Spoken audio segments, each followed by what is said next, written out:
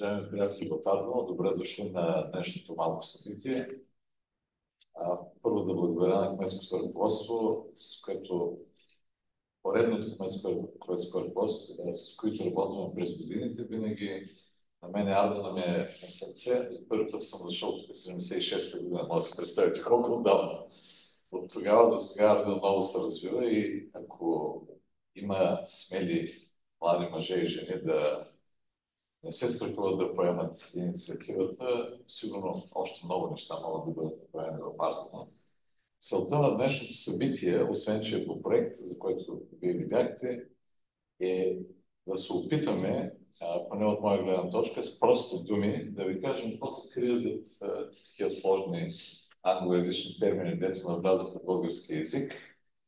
Включително и няколко думи ще кажем днес за изкуствения интелект, което е най-горещата тема, особено след като в събота пуснаха на български език модел за изкуствен интелект. Тоест нещата много бързо се случват и е важно всеки от нас, живота на всеки от нас ще бъде засегнат тия промени, които настъпват. Преди да продължа, ще дам един прост пример. Преди няколко седмици американска компания пусна на пазара един софтуер, който ще доведе до икономика световен мащаб от над 4 милиарда. Защо? Защото ще изгони всички хора от кол-центровете. На днешно време вече има толкова мощни софтуери, които позволяват хората в кол-центровете да бъдат заместени. И голямата разлика е, че програмата работи 24 часа, не иска вода и хляб, не ходи да се почива, да пуши. Хората ще трябва да се намерят друго поприще. И това е едно голямо предизвикателство. То стои пред всички нации, пред всички държави, пред всички общини. Започвам с това, което тук съм показал. Това е тази седмица новина. Един от първите заводи, такива има на края на презентацията, която ние ще оставим на господин Кожев, всеки от вас може да я вземе. Това завода в Мексико и в Тайван, в които няма да има нито един жив човек. Скоро се считаше, че това нещо е утопия, че това е някаква фантазия. Но ето ви го, за това чудо на една тайванска китайска фирма, казва се Foxconn. Те произвеждат мобилни телефони, таблети и компютри за всички големи марки. За Apple, за Samsung, за всичко, което ви познавате. От тук нататък, за да има все по-добри устройства на по-ниски цени, ето е това идва. Тук жив няма да има. Сега връщаме се, следващия слайд, връщаме се върху, това е много далеч, даже по-следващия, много далеч от нас все още. В България такива напълно автоматизирани заводи съществуват, все още не са направени. Има заводи в Тракия икономическа зона, които са с висока степен на автоматизация. В Северна България има няколко, но тази пълна автоматизация не съществува. Когато говорим много пъти в медиите, ще чуете, говоря за цифрова трансформация. Какво значи тази цифрова трансформация? За тези нови думи, които идват, всъщност се крият много прости неща. И аз тук съм се опитал да покажа следното нещо, че когато се говори за цифрова трансформация, говорим за това как ние в България, не само промишлените предприятия, аз ще кажа по-нататък няколко думи за селското стопанство, как може да останем на пазара. Защото в България, аз съм сигурен, че в Ардоно има предприятия, които са подизпълнители на големи европейски или, ако искате, турски предприятия. Тоест, тук се произвеждат различни системи за автомобили, за самолети, включително правят някои неща върхи. Но всички тези предприятия имат една особеност. Нямаме български продукт, нямаме български самолет, нямаме българска кола, нямаме български влак, нямаме български танк. Ние произвеждаме компоненти. А това означава, че нашите предприятия, които са в тази верига на доставките, трябва да се съобразяват с този, който им дава поръчки. Всички големи фирми, без изключение, в момента вече са на, може би, петата, шестата година от тази трансформация, която включва следното нещо. На първо място, битката за ефективност. Сигурно ви е направило впечатление, че като, не дай Боже, някой ви закачи с колата на пътя и отидете на сервис или на застраховател, никой не държи резервни части на склад. Или много малко.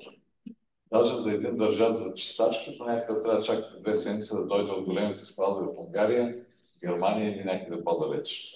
Защо се случва за това нещо? Защото има битка за цените и за качеството. И ако преди години, преди 20-30 години, всеки автосервис имаше всички части за руските коли, които имаше у нас, сега големите сервизи на най-големите марки не държат нищо. Защо? За да не се замразяват пари. И това е само един пример за откъде идва този натиск да се предприятията, включително тия накрая, като нашите предприятия в България, се пишат голямата картинка. Този проблем за изтискване на цената за минимално задържане на живи средства започва от големите заводи в Америка, в Западна Европа и, разбира се, далечни изтоки, стига и до нас. И на този слайд съм показал, че когато някой говори за цифрова трансформация, много често хората се изкушават да мислят, че като си купи един софтуер или като си купи една по-модерна машина, това ще бъде проблемите. Нищо такова не се случва. Даже в Тракия икономическа зона, която е най-голямата индустриална зона в България, започнаха да, без да се съобразяват, че това нещо е процес. То не е за един ден, а е непрекъснат процес. Няма спиране. Те започнаха на своя глава да купуват модерни машини. Знаете ли какво се случи? Машините дойдоха, предприятията, хората не бяха обучени да ги ползват в пълния капацитет. Тези машини не се интегрираха в поредицата от операции на други машини в производствените предприятия и като следствие от това, въпреки че изкачаха за нови машини, тяхната производителност спадна. Затова, когато говорим за бъдещето няма значение дали в селско стопанство, дали в хранително-вкусова промишленост, преработка на храни, дали в индустрията, винаги трябва да се даваме сметка, че на това нещо трябва да се подхожда много експертно и дългосрочно. Следващия слайд. Тук виждате какво би могла, какви резултати би могло да даде една такава цифрова трансформация. Що я нарича цифрова? Да почнем от там. Защото в съвременния свят всичко около нас се управлява от програми, които оттам идва и това наименование цифрова обработка. Ако се замислите във вашия живот, много малко неща, може би ако някой си пие масло вкъщи, той не се докосва до програмното оборудване, но всички, които имат някаква автоматизация в предприятията си или следят какво става в фермите, те се докосват до тази цифрова трансформация в индустрията, тя е отишла много напред. Днес ще има, след мене ще видите, поканали сме няколко от водещите ключови специалисти в различни области, да ви дадат конкретни примери, какво означава всичко това нещо. Ще видите фирма, която се занимава с нещо, което също е модерно. Нарича се интернет на нещата или интернет of things на английски. Много бързо навлиза това, навсякъде навлиза. Има фирма, която професор Тодоров от Техническия университет ще ви покаже как даже и в България вече започваме да проектираме новите предприятия по начина, по който е проектирано това, дето ви покажах на първия слайд. Тоест най-напред на екрана на компютъра се създава цялото предприятие, натискате един бутон, има специализиран софтуер и той ви позволява да видите как ще работи това предприятие, как ще работят машини. Ще видите и още някакви интересни приложения. Мога следващия слайд. Какви въпроси трябва да се решават? За мен най-големият въпрос от опита. Първо в екипа на Екипа Cluster се занимаваме с този въпрос от 5-6 години. И има изключително интересни неща. Не е само до въпрос на пари. На днешно време пари, особено да се направи един експеримент с машина или с софтуер, има достатъчно. И по европейски програми, и по каскадно финансиране, което екипа на управлява. Големият проблем, който ние срещаме в малките и средни предприятия, е, че те не могат да отговорят къде искате да отидете след 3 години, например, или след 5 години. Защото за да планирате промяна на технологична линия, закупуването на някакви софтуери, има две неща. Първо трябва да знаете, що го правите, що ги харчите. Добре, програма ще ви помогне. Ама ако го купувате само за да се изкарчат парите, то това е тежест, не е полза. За това, от моя гледна точка, от опита, който имаме, основният проблем е културният проблем, т.е. отношението на хората. Хората, даже и да не живеят много добре, много трудно приемат промените, защото в промяната има риск. Някой не стане. Ако всичко отиде по дяволите или няма да има работни места.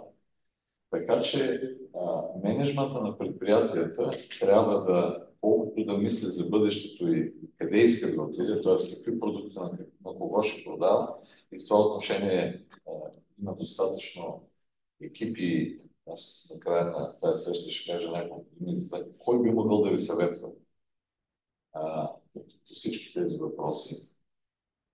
Работата на менеджмента с хората, за спечелването на хората, на техните умове и души в промяната е едно от най-важните неща. Пак казвам, пари по-трудно, по-малко има. Технологии, залети сме от целия свят от предложения с софтуери за машини.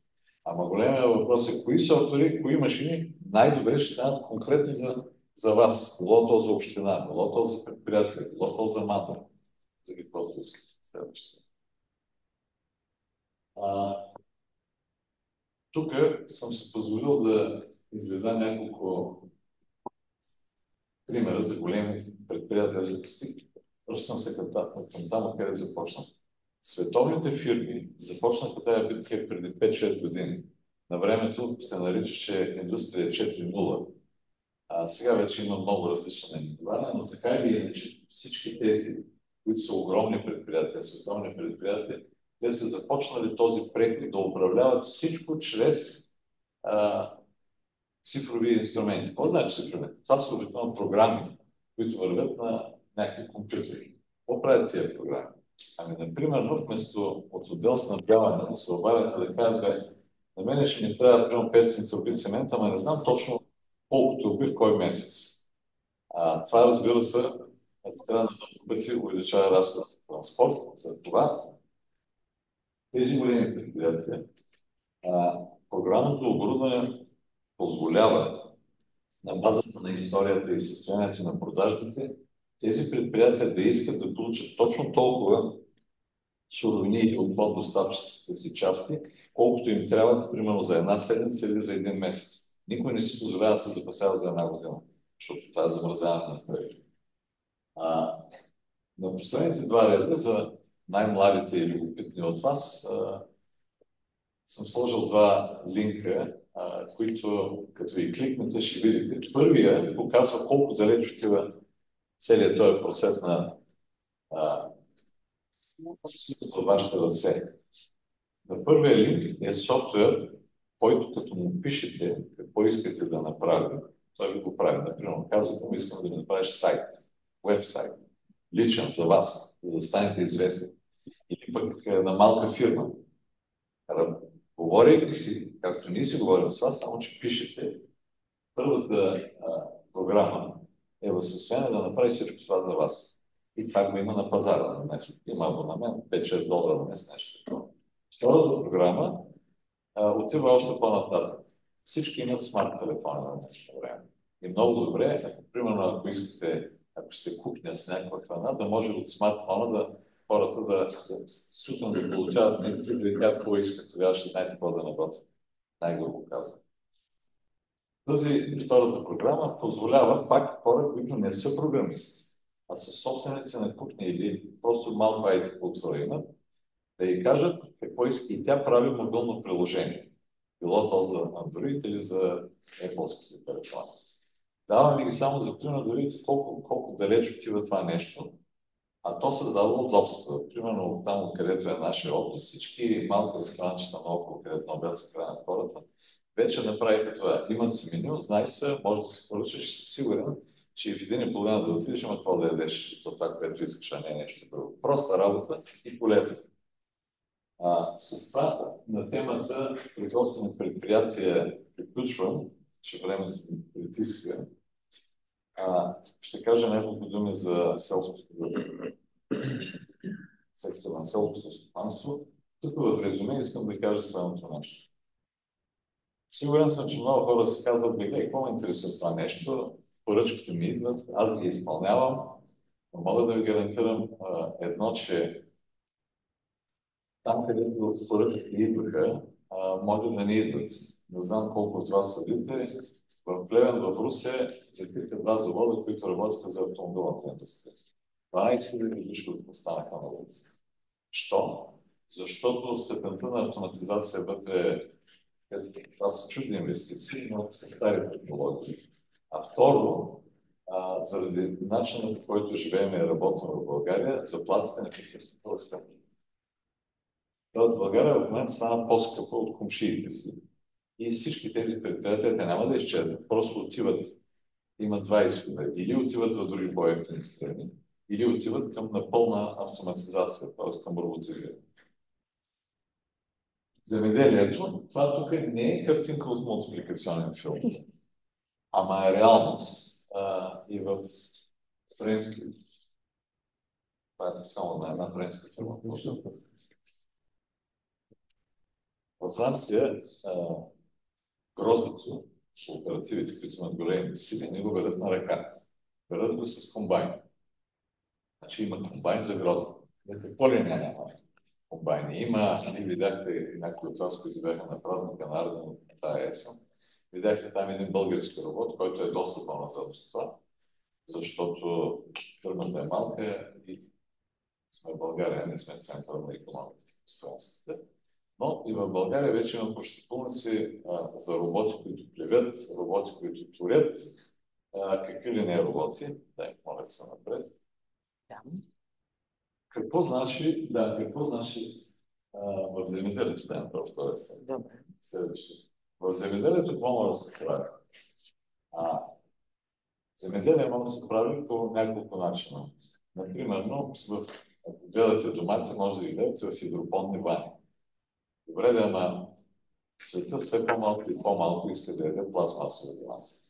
Защото те ядят ги гледат в хидропонни бани. Да, там всичко е контролируемо, но вкуса на домата няма нищо общо с вкуса на домата, който се отглежда в градината. Там има също революция. В момента, понеже науката напредна много, в тези хидропонни бани вече слагат добавки, химически добавки, които са почти като състава на почвата, в която бихте отгледали домата. И вече има продукция в хидропонни бани, т.е. без почва, в цехове, гледате домати, чушки всеки дори, които започват да наподобавят вкуса на природния продукт. Изключително друг голям проблем в настоящия момент в световен мащаб е водата. Аз все пак имате, не е спряла. Мисля, че преди една година беше абсолютно супер. В световен мащаб битката за вода става да се по-сериозно. И големият въпрос е там, където има поливно земеделие. Не всичко е поливно земеделие, но напоследък, ако искате да имате по-добра реколта и да имате качество, хората слагат било капо напояване, било други напоявания. Големият въпрос е някой да каже колко точно вода в кой момент от развитието на растението му трябва. И тогава идват сложни системи, по-нататък ще чуете, така наречените интернет на нещата, датчици, които следят колко е влажна почвата, какво е станало с растението, много други неща, които позволяват в крайна сметка да получите продукция, която най-вероятно е по-добра, отколкото на някой, който ги гледа по едно време ще е месец. Ето отново битката е за същото, за конкуренция на пазара и за спечелването на потребителите. В момента има доста спекулации, нали, като кажат био и два пъти по-скъпо. Това, което се случва с въвеждането на новите технологии, включително и в земеделието, е, че ще има възможност полезната и приятна на вкус храна да не е два пъти по-скъпа или три пъти по-скъпа. Защото това, което става в момента е, като му слагате етикет био и веднага е многократно по-скъпо. Благодарение на използването на технологии, които ви дават състоянието на почвата, дават ви предвиждане за състоянието на времето, вече има достатъчно точни предсказания.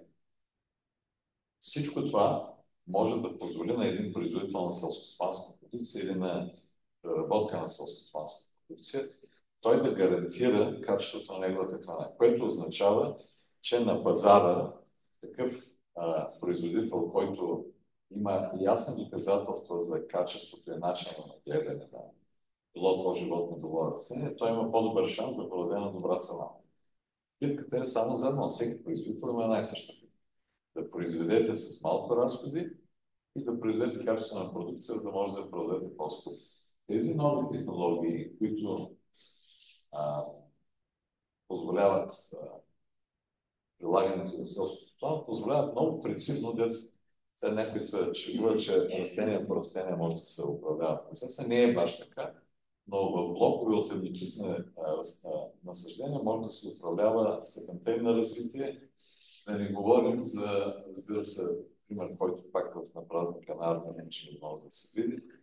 Ако Ардино, противопожарната команда, например, има дрон, когато възникне някъде проблем, може да се види този проблем, който се нарича пожар, откъде да се атакува, откъде е най-добре, кой може да бъде най-засегнат. Всичко това са неща от шапката на това общо нещо, наречено цифрова трансформация. То присъства навсякъде в работа на общините. Ето това ChatGPT на български, което ще излезе вече, ще позволи, ще се появят Кърджали AI, Варна AI, София AI, където хората, говорейки си, не пишейки даже, говорейки, могат да получат информация, която им трябва.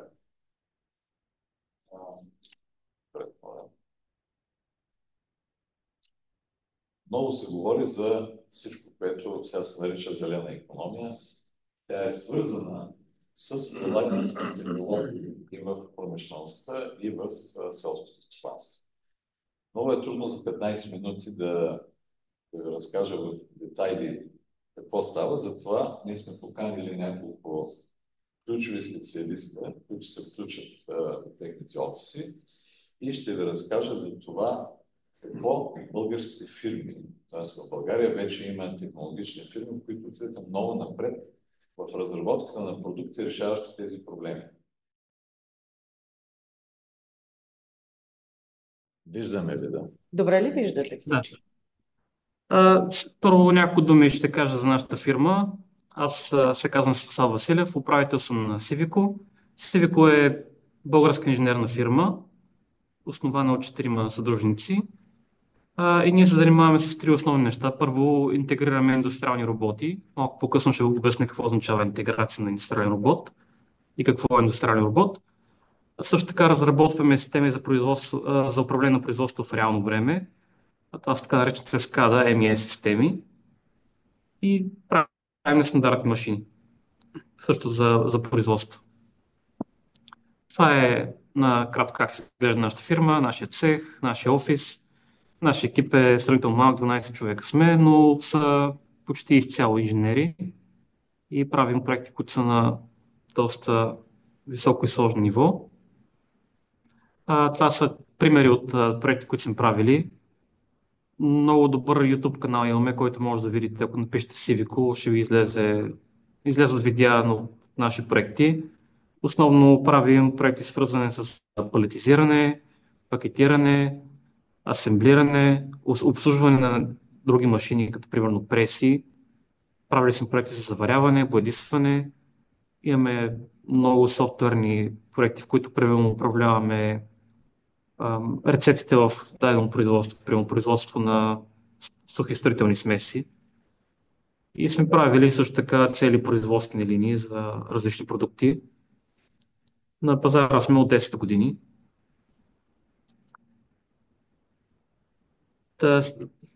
Следващото, искам да ви разкажа, какво означава интеграцията на индустриален робот. Може би разпознавате индустриален робот, той е прилича на човешка ръка. Обикновено има 6 оси. Това означава, че това са 6 мотора, които се движат с софтуер и правят сложни движения. Но ние в случая използваме японски роботи, Fanuc. Те имат представителство в България.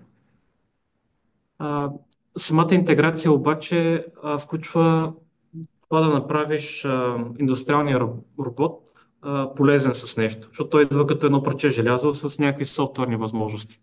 Обаче някой трябва да го програмира, някой трябва да му измисли движенията, да му сложи правилния инструмент, с който да работи, да направи буфери от материали преди и след робота, т.е. някакви заготовки или пък транспортни линии, по които идват продукти, които той трябва някакси да ги обработи, било то да ги палетизира, да завари и така нататък. И това цялото нещо, то се нарича системна интеграция. И това, което правим е проектираме различни инструменти, изработваме ги, инсталираме ги на роботите, правим множество тестове, подобряваме някои неща, защото реално нашите проекти са работещи прототипи. Ние трябва от първия път да измислим нещо и то да работи, но да работи даже в индустриални условия, т.е. 24/7 и без да спира. Не става просто да проработи веднъж и да кажем, нали, до тук бяхме. Не, ние трябва да направим нещо, което е много, много стабилно. А, ползите от индустриалните роботи са много. Аз набързо ще се спра върху тях. Първо, имаме увеличена ефективност. Една от причините е, че робота той просто не се омаря, той прави винаги едно и също за това, за което е програмиран. Например, има един проект, в който робот трябваше да заварява бойлери. При това се правиш от човек и понеже е много стандартен продукт, т.е. цял ден правиш едно и също, работата на човека в началото на смяната след 8 часа не е същата. Той вече се е изморил, отекчил, докато робота може да прави това нещо 24/7. Т.е. при такива по-прости задачи той има много голямо предимство. Също така има и подобрено качество, пак поради същата причина, поради това, че робота прави винаги едно и също. Това не е валидно за всички видове продукти, но за голяма част тези, които са стандартни, които имат обем, това е така. Също така води да подобрена работна среда. Например, ние скоро автоматизирахме един процес, в който ръчно се боядисваха с лак и разредител едни магнитопроводи. И жените, които го правиха, те по цял ден бяха при тези лакове и разредители. Нали, сещате се как мирише порселин. И това да го дишаш, нали, 8 часа на ден не е приятно, със сигурност не е здравословно.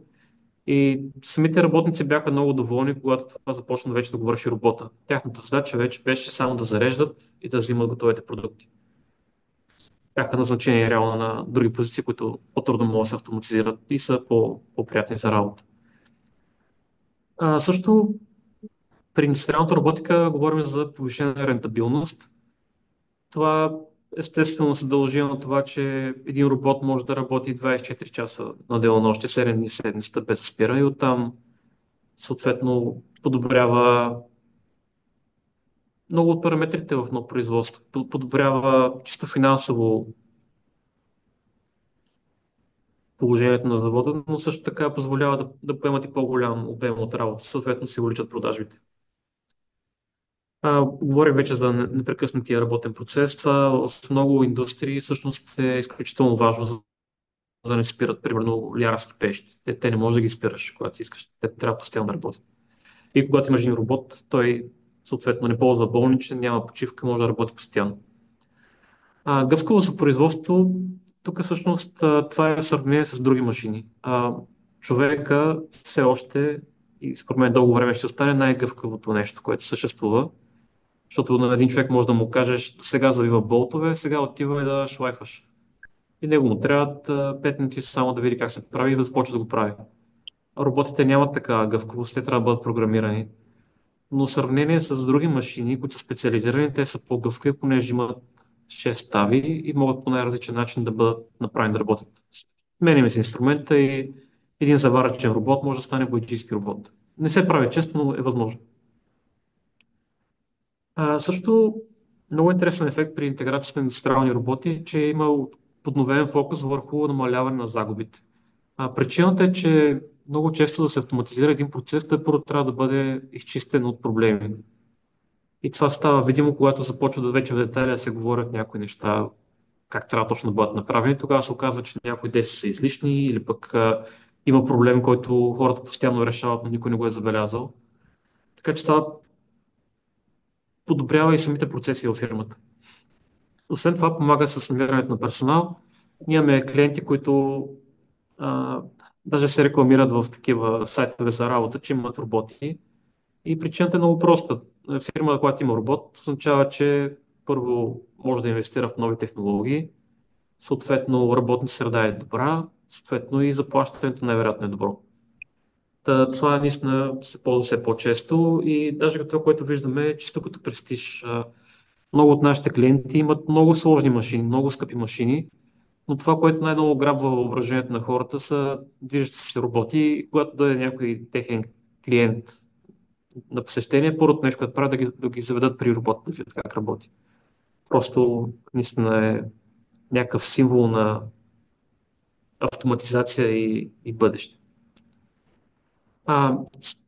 Не случайно обърнах внимание на тези ползи. Искам да покажа, това е картинката на колко годишно роботи се продават в света, като за 2024 година се очаква да бъдат над 600 хиляди робота.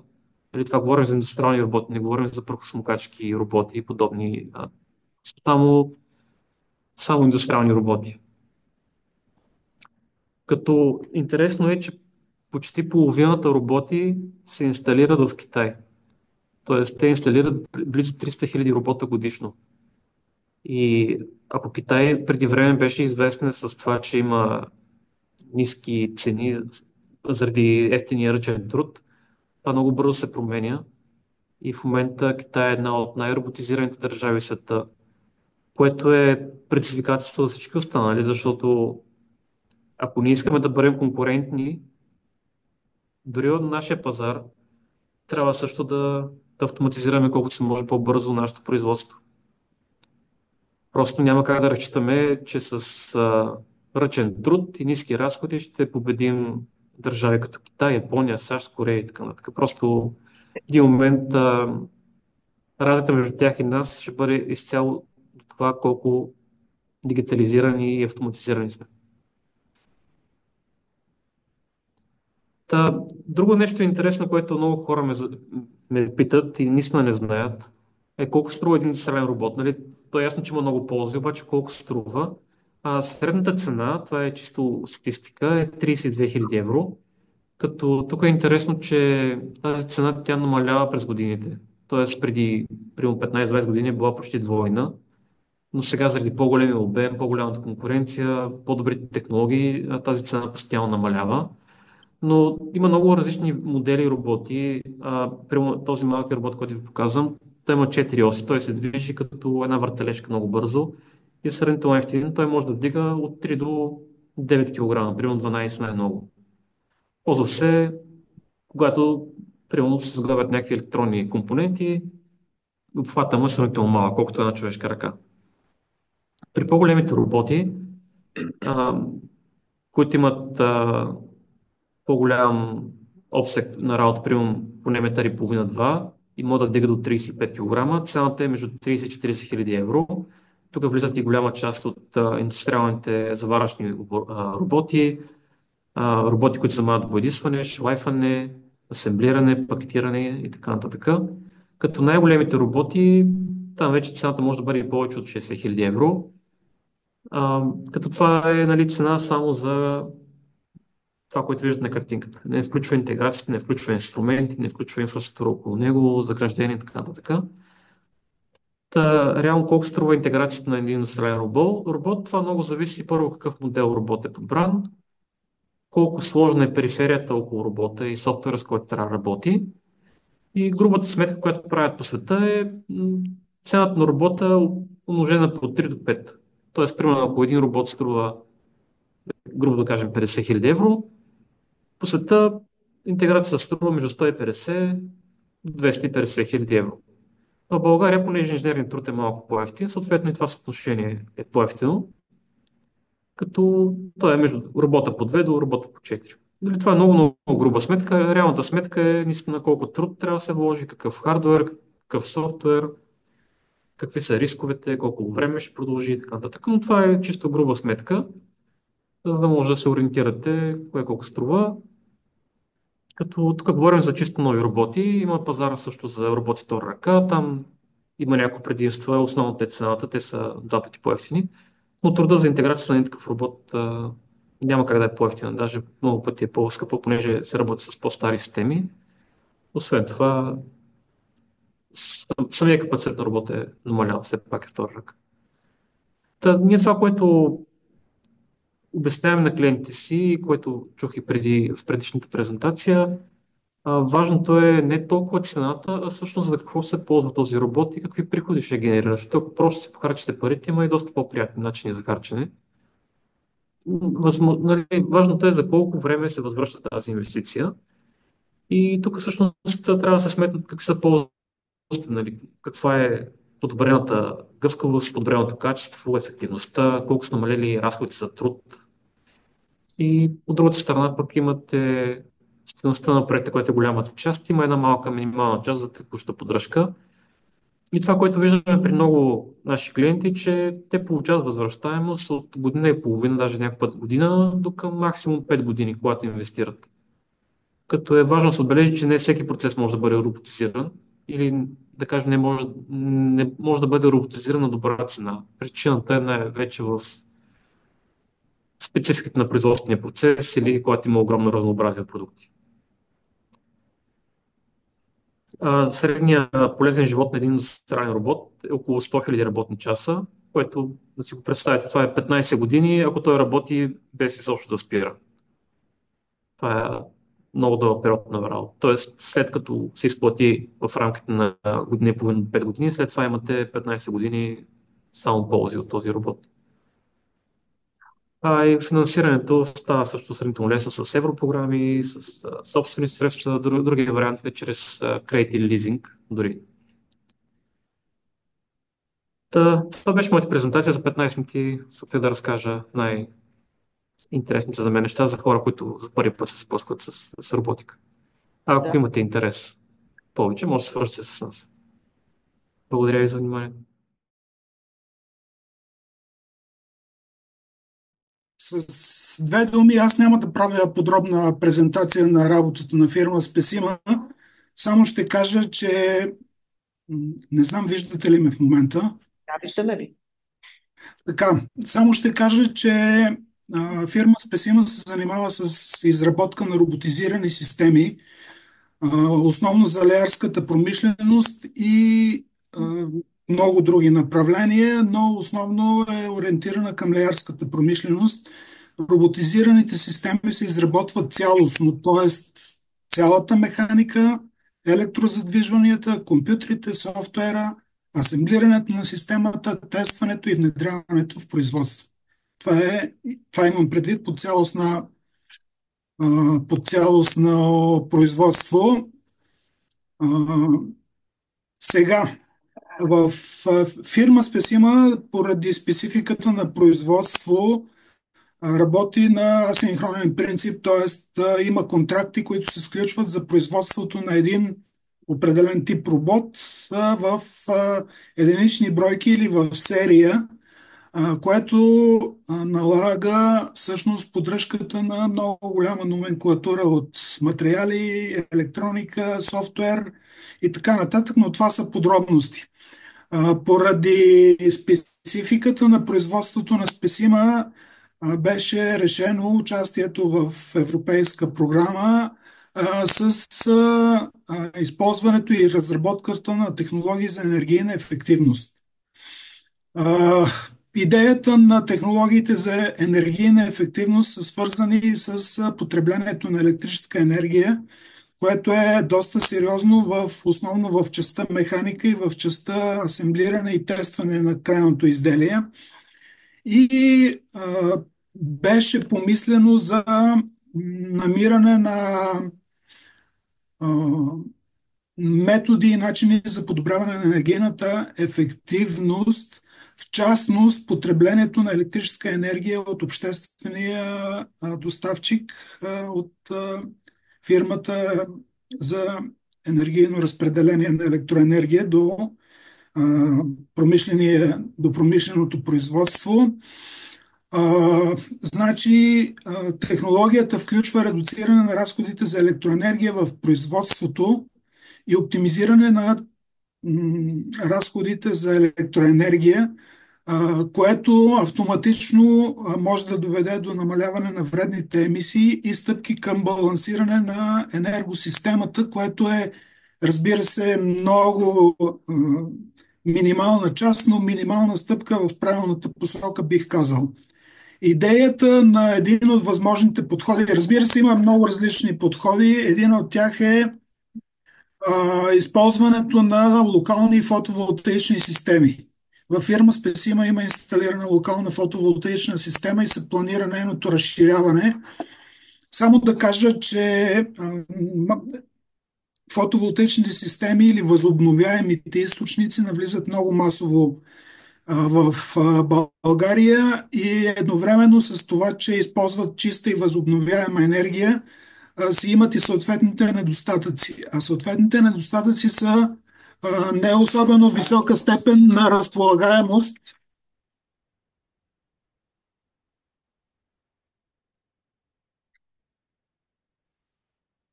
Причина все още се налага използването на електроенергия от електроразпределителната фирма. Идеята е съвсем проста. В България в момента съществува електроенергийна борса, в която електроенергийна борса се прилага метода, наречен day ahead или ден напред, следващ ден. Това на практика означава, че всички производители на електроенергия предлагат количества и цени за следващия ден и електроенергийната борса регистрира тези предложения и генерира един график за количества и цени за следващ ден. Това е една нормална процедура, която в момента съществува в България. Даже нещо повече. Фирмата ibex.bg, това е сайта всъщност на фирмата. Оттам може да се закупи услуга за получаване на информация официално, информация във вид на електронен документ за цените и количествата, предложени за следващия ден. И от тук нататък процедурата е съвсем проста. Когато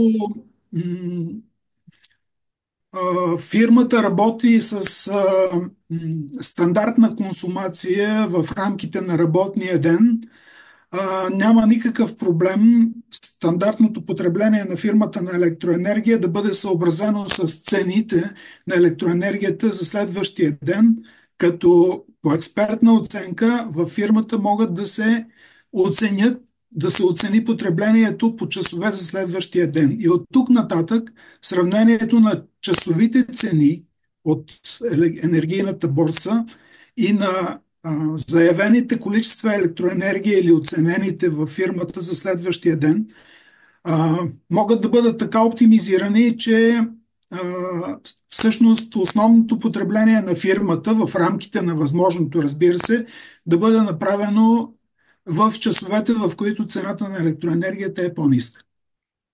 Обществените доставчици все още не предлагат услугата плащане по часови цени, но развитието на нещата води до там, че това неизбежно рано или късно ще се случи, особено когато и битовите потребители излязат на така наречения електроенергиен пазар. Но това е една друга тема, няма да я коментирам. Сега, основен проблем в случая е оценката на електропотреблението за следващия ден. Това може да бъде направено по много начини. Разбира се, в момента се работи на базата експертна оценка за развитието на нещата към компютъризиране на тази схема. Ще говорим по-късно. В момента само да кажа, че във всичките цехове на предприятието, които са различни по своето предназначение, както е ясно, ще има монтирани, това се изпълнява в момента, ще има монтирани интелигентни електромери, казано най-просто, които ще отчитат електроенергията за всеки изработен час и ще я регистрират на сървър. Когато това се случи,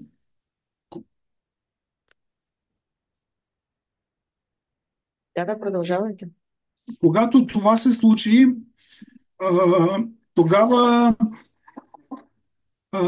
енергетика на предприятието или съответните менеджери от предприятието ще могат да оценят а, потреблението за следващия ден, т.е. за ден напред. Едновременно с това, за подпомагане на тази оценка, в софтуера, за който става дума и който представлява един пакет програми, ще има включен така наречения мрежов график, който е опростен вариант на диаграми на Гант.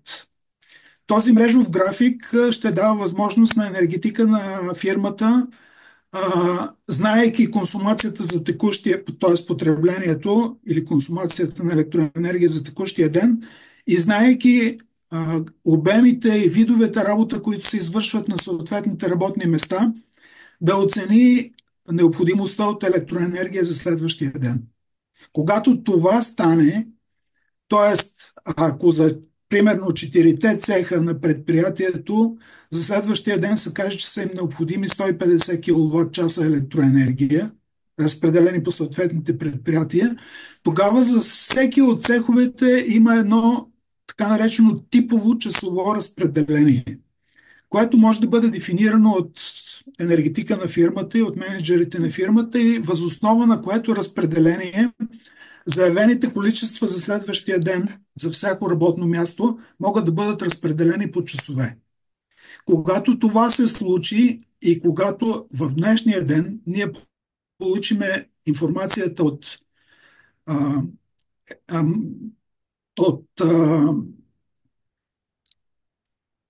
информацията за цените на борсата, за цените на електроенергията на борсата за следващия ден, тогава програмата или софтуера може да предложи на менеджерите на предприятието за разпределението на енергията, която е необходима за предприятието и едновременно с това цените на електроенергията на борсата. Едно съвсем визуално сравнение позволява съвсем лека модификация или реорганизация в рамките на възможното, естествено, на обемите електроенергия, които ще се ползват за следващия ден и дава възможност достатъчно на време да се предприемат някакви реорганизации на дейностите, които са за следващия ден. С това всъщност на този етап се изчерпва идеята и етап 1 на софтуера, който се разработва във фирмата. Едновременно с това се поставя въпроса за автоматизирано определяне на натоварването на фирмата за следващия ден. Тоест, говорим за едно натрупване на архиви, в което натрупване на архиви работите или дейностите, които се извършват на съответните работни места, са класифицирани по няколко показателя, например по място на производство, по вид на производство, по отношение на персонала и така нататък. И когато се натрупа достатъчно голям архив, могат да се разработят критерии и съответно в зависимост от типа на изделието, за което се говори, т.е. за което се планира да бъде произвеждано и има сключен контракт. И тогава софтуера, самичък, по зададените критерии, може да определи натоварването от гледна точка на потребление на електроенергия за следващия ден. Това, разбира се, е следващ етап, който е свързан с време и с натрупване на много информация, но когато тази информация е налична, тогава при това асинхронно производство, само да кажа, че асинхронно производство наричам това, което може да бъде един контракт за едно изделие, друг контракт и така нататък. Когато се натрупа достатъчно голяма база с информация, тази информация може да бъде използвана софтуера, който ще бъде разработен на следващ етап, да определи автоматично необходимостта от потребление на електроенергия за следващия ден.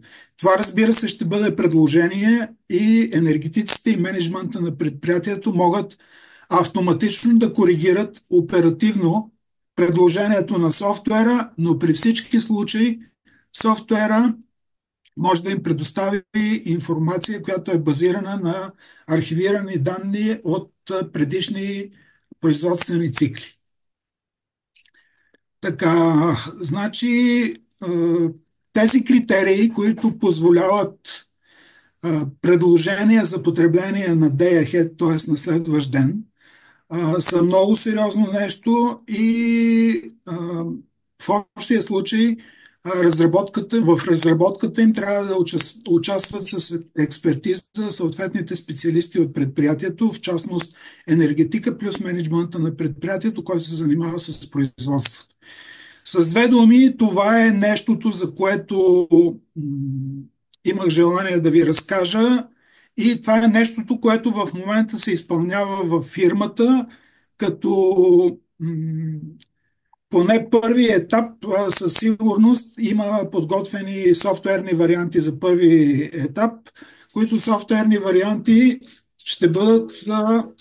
ще бъдат обсъдени, проверени на практика. В момента на този софтуер се извършва валидация с реални данни от електроенергийната борса и с симулирани товари за текущия и за изминалите дни, така че просто трябва да се убедим, че софтуерните продукти, които са в пакета, работят нормално.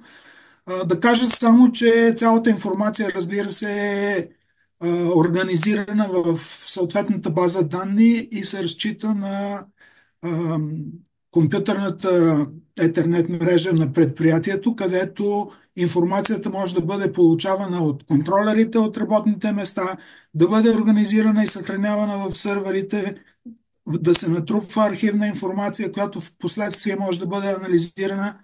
Общо взето това е посоката.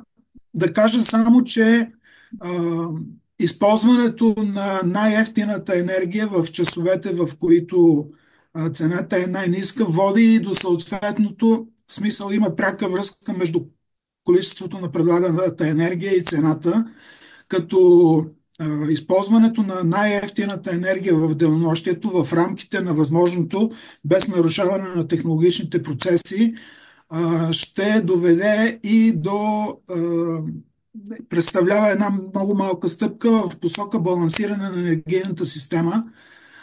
Напоследък от анализите на борсата се вижда, че след обедните часове 16, 17, 18 и така нататък часа, всъщност по това време, когато възобновяемите източници, в частност соларните паркове, прекратят производството си, тогава цената на електроенергията, която се пазарува на електроенергийната борса, е най-висока. Тя може да достигне над 1000 лева за мегаватт час. Средната цена в момента е някъде от порядъка на 300-400 лева за мегаватт час, като в ценовия порядък, примерно между 10 и 12 часа, може да бъде от порядъка на 100 и нещо лева за мегаватт час. Така че това е причината, за да започне разработката на подобна тема и да се разработва софтуер в тази посока. Ако имате някакви въпроси, ще се радвам да ви отговоря.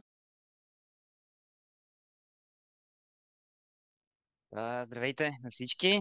За мен е удоволствие да ви презентирам нашата система и по-скоро да минем през примери от практиката и това как IoT може да помогне на вас и на вашия бизнес. Започвам с една картинка, която обикаляйки през клиенти из цяла България доста често виждаме и доста често чуваме като оплакване за това как една стока се разваля, защото да кажем петък вечер след работа, това е случай за един производител на кренвирши в Русе, мисля, че най-големия в региона. Петък вечерта му отпада захранването и стока за десетки хиляди левове се разваля до понеделник, тъй като няма охлаждащата система, агрегатите не работят и цялата стока трябва да се изхвърли. Доста често го чувам това нещо при клиенти, които нямат наблюдение в реално време, нямат цялостно наблюдение в реално време на тяхната стока, която съхраняват. И тук се намесва IoT и как то може да помогне. Това ще се опитам в следващите няколко минути да ви поразкажа. Интернет на нещата, така нареченото IoT, е система от сензори, които събират информация от различни източници. Това може да бъде, както виждаме тук, може да бъде човек, къде той се намира, дали той се намира в залата, която трябва да бъде, в колко часа е влязъл, колко часа е излязъл, така, да се наблюдава неговото начало на работния ден, край на работен ден. Може да се наблюдава транспорта, дали ще бъдат коли, бусове, баничарки, камиони, тяхната локация и едновременно с локацията и температурата, при която стоката се превозва. И също така предприятието, различни параметри от пълна температура, влажност, които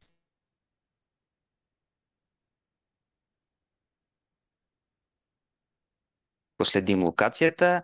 Ако не, се предава през някаква мрежа. Най-често мрежите, които се използват, това са LoRa и GSM.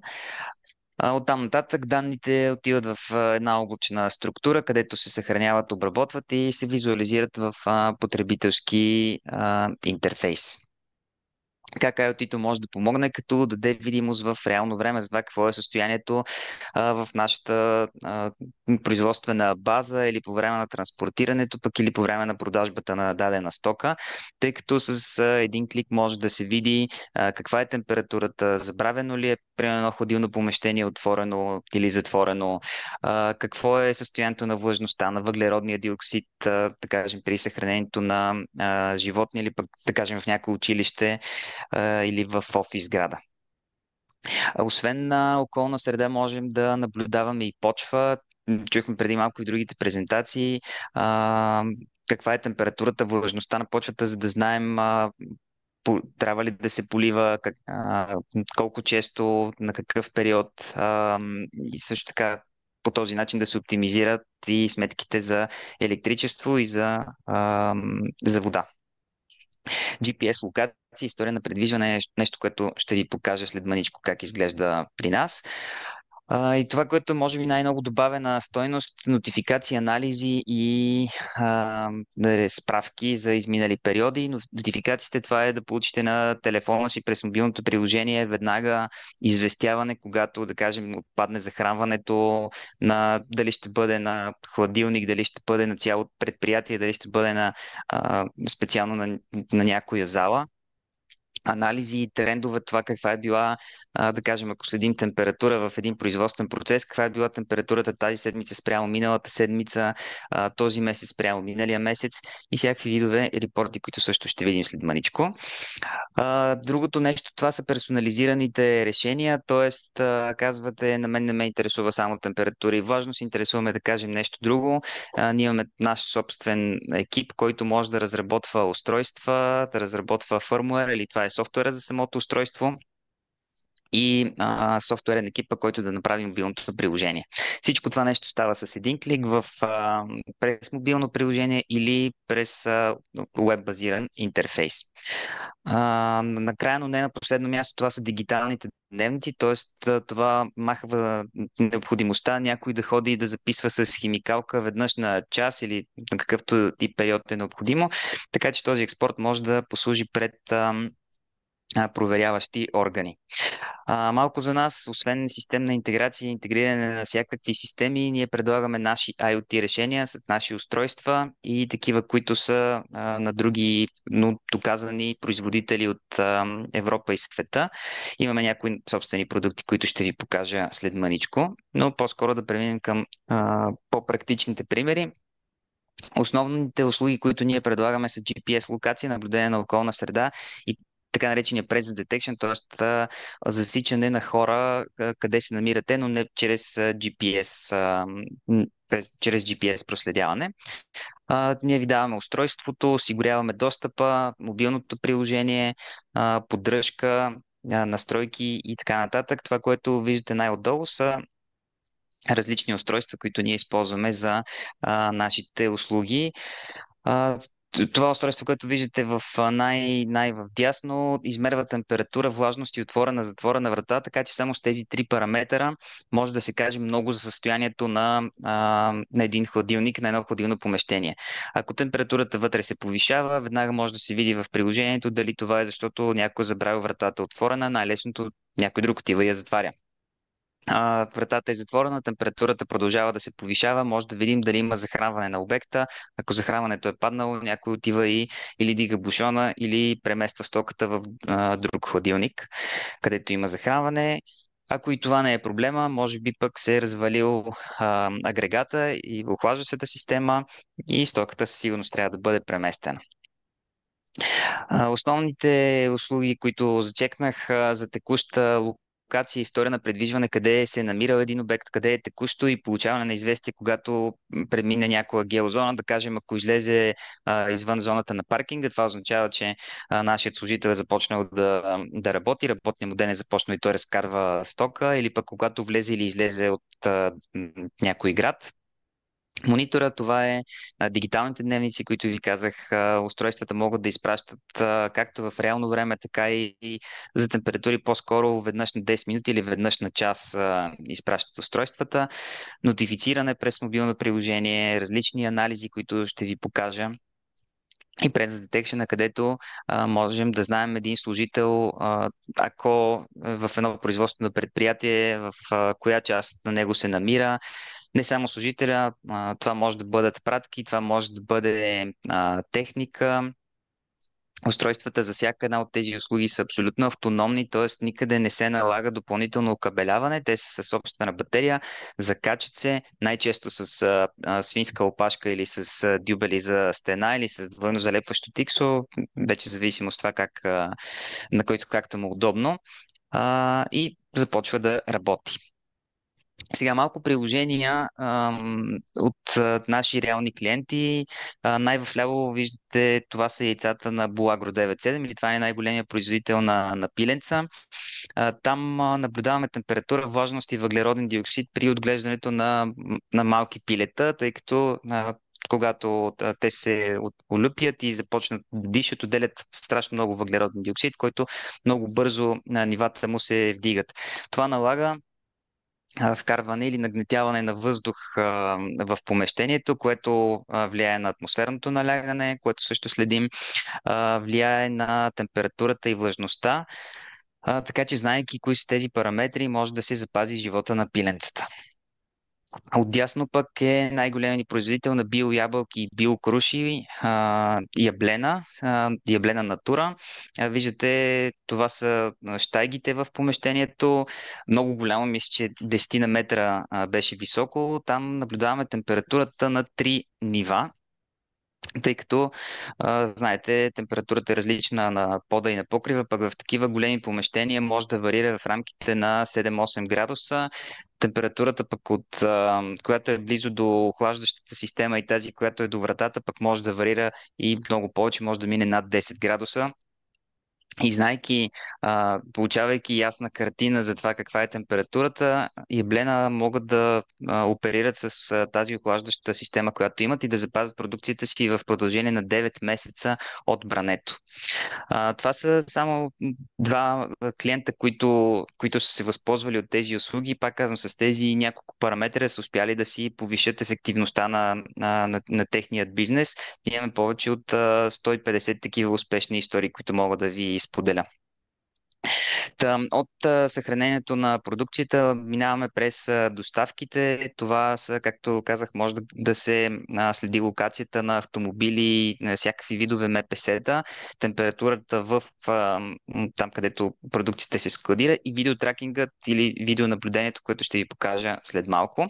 И вече стигаме до самият клиент, където може да наблюдаваме витрините, дали ще бъдат топли витрини за ядки или ще бъдат студени витрини. Най-новият клиент, който вчера инсталирахме, това е Kaufland. Kaufland гледат температурите в техните хладилници с едни температурни логери, които са специално сертифицирани с европейския сертификат 12830 за хранителни продукти. Но имаме всякакво разнообразие от сензори, такива, които са за екстремни температури. Можем да измерваме от минус 70 за ваксини. Примерно Cibelabs, такъв наш клиент, който наблюдава температура на ваксини, и да стигнем до температури от плюс 200 градуса, така че за процеси, където имаме варене на месо, шунка или каквото и да е, можем да гледаме тях. Също така тези сензори могат да се добавят и до елементи, които знаем, че много бързо се нагряват и високата температура може да е ранна индикация за повреда на този конкретен елемент. Други сензори, които имаме пък са за течности с специален сертификат за допир до течност, така че вино, мляко, сокове и такъв вид мед, също имаме производител на мед, могат да бъдат наблюдавани. Изобщо тук отдясно виждате производители на всякакъв вид плодове, зеленчуци, птицеферми, месокомбинати, дистрибуция са наши клиенти. Най-отляво виждате един хладилен склад, който мисля, че беше от около минус 30 градуса температурата вътре. За скрежене целият покрив. На такива места инсталираме по няколко датчика, отново за да се види цялата картинка в това помещение. На картинката горе е точно този производител на пиленца, където се гледа температурата и въглеродния диоксид. И отново съм ви показал на яблена колко е голямо тяхното помещение и тази лилава точка в средата. Вътре има едно малко черно нещо, което предполагам дори не се вижда, но това е сензора на фона на едно такова огромно помещение. Виждате колко е малък, но какви ползи носи той. Предполагам сте чували израза една картинка, казва повече от 1000 думи и с това тук искам да покажа в нашата платформа как се виждат нещата. Това е температурна графика за някакъв период 29 октомври до 1 ноември. Наблюдение на температура. Това, което можем да дадем, освен в даден часови диапазон максимална, минимална стойност, така и за целия период максимална и минимална стойност. Анализ на температурата предишната спрямо текущата седмица, предишен спрямо минал месец, възможност за добавяне на бележки, например точно там, където съм отбелязал с маркер. Някой, да кажем, е отворил вратата и затова температурата или пък имал профилактика и технологът може да запише това събитие и да остави следа. Всички тези данни могат да бъдат свалени в Excel за допълнителен дали ще бъде анализ, дали ще бъде съхранение, въпреки че ние съхраняваме до 6 месеца данните, или могат да бъдат свалени в PDF, така че да се предоставят пък, да кажем, на ваши клиенти, с което да гарантирате, че стоката, която вие сте му превозили или му предоставяте, е съхранявана при правилните условия. Специално за GPS проследяването, най-отляво са камионите, Кроношпан, предполагам сте ги чували, те са доста голям производител на мебели. Те събират индустриален отпадък, като рециклират врати, прозорци, дървен материал и след това от него правят мебели, паркети и така нататък. Там на всеки един камион се поставя едно устройство, което изпраща информация веднъж на ден или 2 пъти на ден, тъй като тези камиони се местят, камионите на контейнерите се местят веднъж на седмица или 1-2 пъти на седмица, така че за тях е достатъчно да знаят горе-долу къде из България се намират тези контейнери и до каква степен са пълни. Следата отдясно не е на такъв контейнер, следата отдясно е на служебен автомобил, който обикаля ви е правил инсталации. По отношение на детайлността, тя е много голяма, може да се види дори конкретното пътно платно, през което е минал автомобила. Най-отдясно пък са разнообразието от устройства, което ние предлагаме по отношение на GPS проследяването за автомобили и хора. И едно цялостно решение, да кажем, в един камион какво може да се направи от дясно наляво. Това е една камера, видеотракинг, камера, която следи едновременно пътя и шофьора. Виждате отдясно са снимките на шофьора, така че може да се види той къде се намира с предната камера и какво е състоянието на шофьора в този момент. Например, при рязко ускоряване, рязко спиране може да се изпрати снимка или кратко видео. Хващали сме катастрофи, които могат да служат пред застрахователни орган, че в кого е била вината, дали е била в шофьора или е била в нещо друго. Доколкото виждам, сега нямам време да ви разкажа това, но най-долната снимка е черно-бяла, защото има и нощно виждане. Та в този камион, освен видео, което е видео при събитие, то не е видео в реално време, ние не можем да влезем да видим този човек в момента какво прави, но при дадено събитие, да кажем, при превишаване на скоростта над 50 км в час или при рязко спиране или друго събитие или при покачване на температурата там, където се съхранява стоката, тогава да видим пък шофьора какво прави в този момент и защо не е взел мерки. Локация на камиона с второто устройство, с третото пък може да се засече кога шофьорът влиза и излиза от камиона, колко време е прекарал вътре. Знаете, там има доста регулации. Следват два температурни логера, с които може да се види каква е температурата на стоката вътре в камиона и накрая отворена-затворена врата, кога тази врата се отваря, затваря и също така колко пъти е била отворена. В най-скоро време това са проектите, върху които текущо работим. Mondis Energy, то е взимам от предишната презентация това, че въпросът с енергията става все по-голям и по-голям. Това е устройство, което наблюдава мрежата, електропреносната мрежа в реално време, следи за нетипични поведения, за пренапрежение. Проектът ни Mondis Protect е за критична инфраструктура. Да кажем, това могат да бъдат шахти, когато те са отворени или затворени, да си изпращат известия.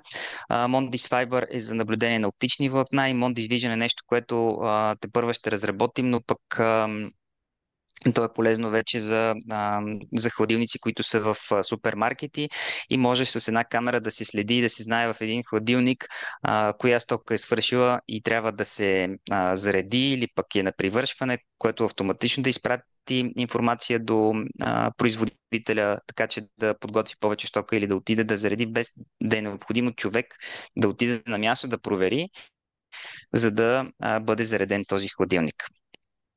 И така това беше от мен, за да си запазим продукцията свежа, чиста и да сме сигурни и да спим спокойно, че всичко се съхранява правилно.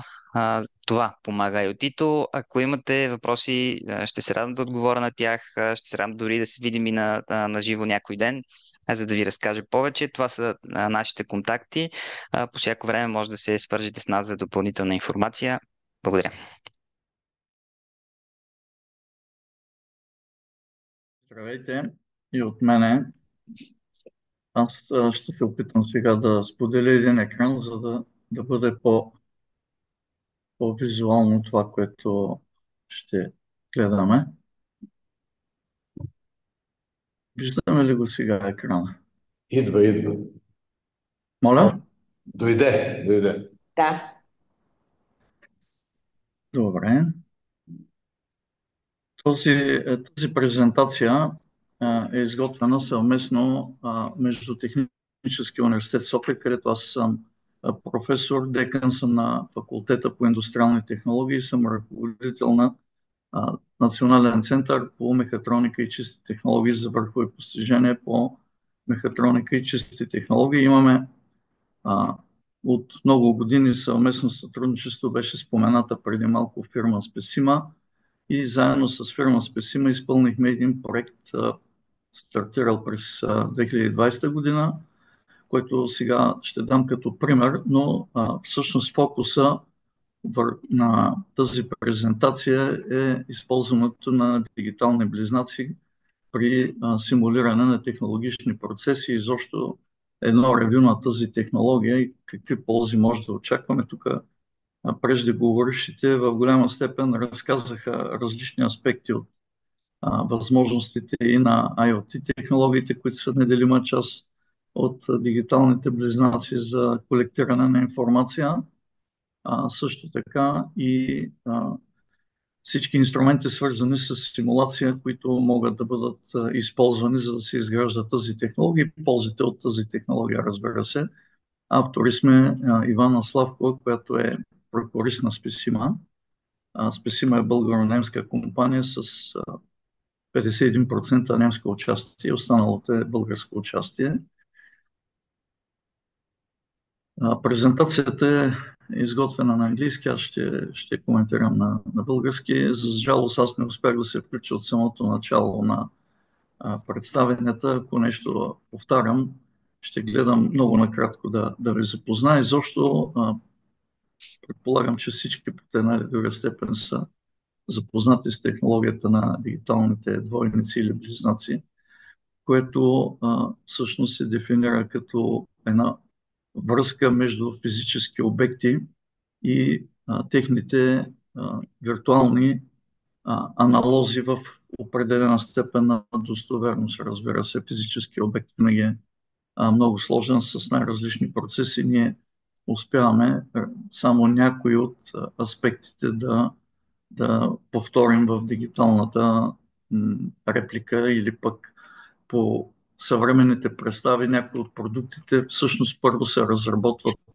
виртуално, тестват се и чак когато започнат да се произвеждат, започват да генерират свои дигитални близнаци. Така че технологията не винаги започва от наличието на физически обект, на който ние правим дигитален близнак. Все повече се налага обратния подход. Когато се създават нови продукти, те в большинството от случаите се създават в виртуална среда, тестват се, симулират се, моделират и когато тръгнат своя физически живот в производство в различно количество, дори един обект да бъде, тогава пък се трансформират вече в физическия обект. Така че връзката между физическия обект и съответния виртуален обект, който максимално се доближава в функционалност до физическия обект, е темата на дигиталните близнаци. Това, бързам да подчертая, не се отнася само за обекти, за продукти или пък системи, но може да се отнася пълна сила и за процеси. Все повече се развиват и дигитални близнаци на процеси. Така че и двете са възможни. В следващия слайд няма да влизам в детайли, е показана всъщност информационната структура на различни нива, на различни слоеве, която показва по какъв начин се свързват данните, получени от физическия обект, когато той вече съществува, с неговия виртуален двойник. По този начин ние можем да колектираме информация, да натрупваме информация, за което говори и колегата Динев и колегата Димитров преди малко, но това, което имаме в повече при дигиталния близнак, е, че ние можем да, на базата на изграден достоверен дигитален двойник, можем да правим и предикция, т.е. да правим предвиждания и да симулираме различни сценарии за бъдещо поведение на системата на базата на натрупана статистика или на базата на един предварително изготвен, достатъчно подробен дигитален модел. Тук ще прескоча, за да вляза повече в пример. Ще си позволя като пример да дам именно този проект, който реализирахме. Всъщност ние имаме много актуални проекти, но тъй като те са свързани с конфиденциалност, не могат към момента да бъдат представени. Този проект вече е реализиран, използва се многократно и в практиката и е излязъл от конфиденциалност. Затова ще се спра именно на този пример. Той 4 години назад стартирал, 2 години назад приключи като проект, но в момента се използва в реалната практика на фирма Спесима, а всъщност и на други компании, които ползват технологията на Спесима. Проектът CAT-ROBO се нарича за изграждане на дигитален близнак на една роботизирана система.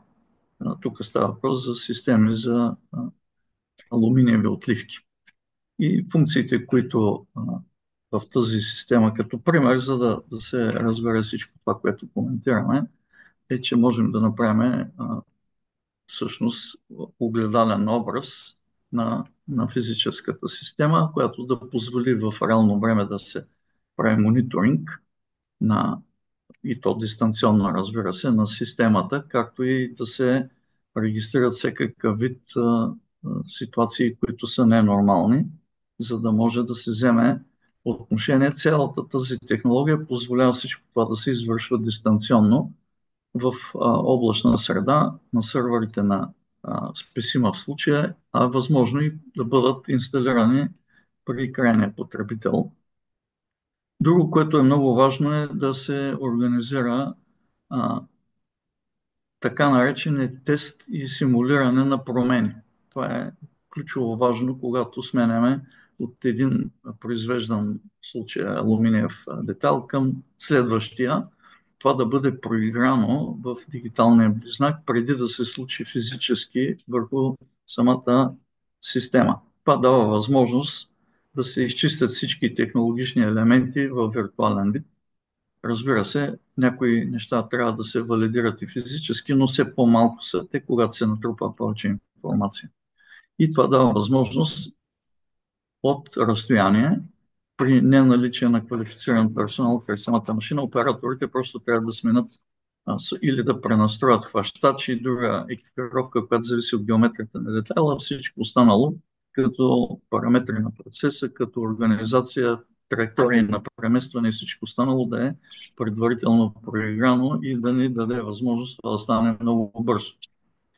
Също така може да се прави и прогноза за необходимата поддръжка на съоръженията на базата на текущото състояние, което също може да бъде следено. Кои са така преките ползи? Подобрява се цялостната надежност и се намаляват времената за престой и отказите в системата, тъй като имаме непрекъснат мониторинг, виждаме параметрите, могат да бъдат и автоматизирано, включително вдигнат флаг, че нещо се отклонява, за да се направи поддръжка, която е функция от необходимостта, а не само в функция от времето, например, ако се организира поддръжката. Води това всичко до оптимизиране на производствените процеси, много по-ниски рискове от престой, както и от други неудачи в технологията.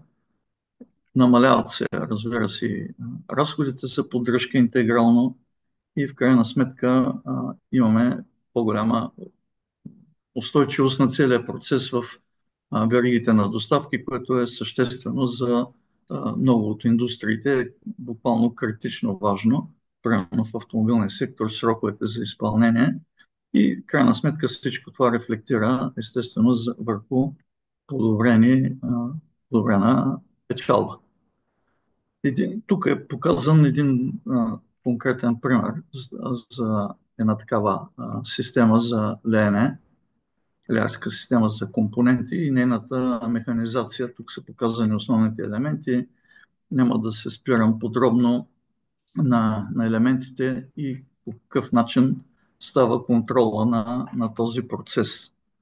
Сега тук ще пусна едно видео, което да ни даде така една доста по-ясна представа.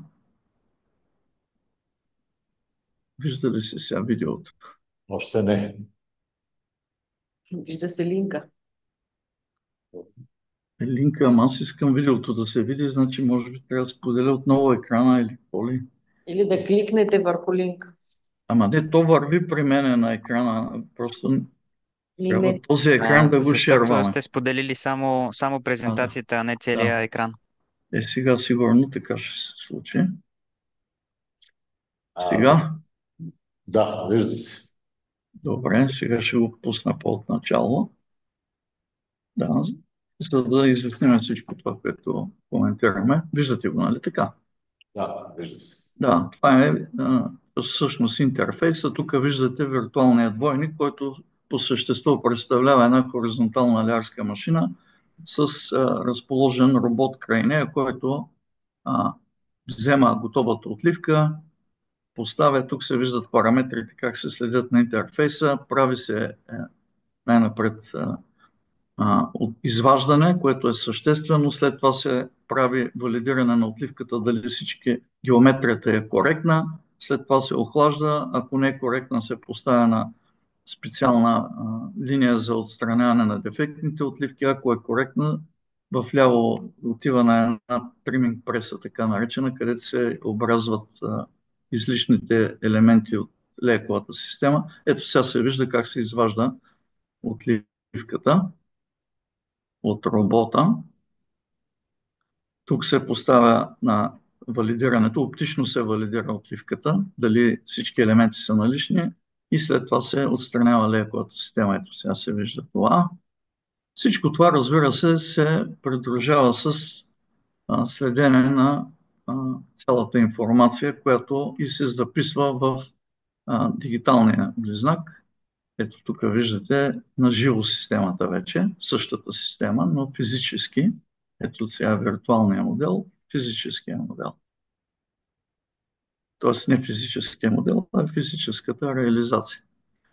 Подготвен е съответен интерфейс, който е много дружелюбно направен, така че да може да работят средно квалифицирани специалисти. Един специалист може, това е ваната за охлаждане, пропуснах да я кажа не, защото е гореща отливката, разбира се, като се извади преди да се валидира.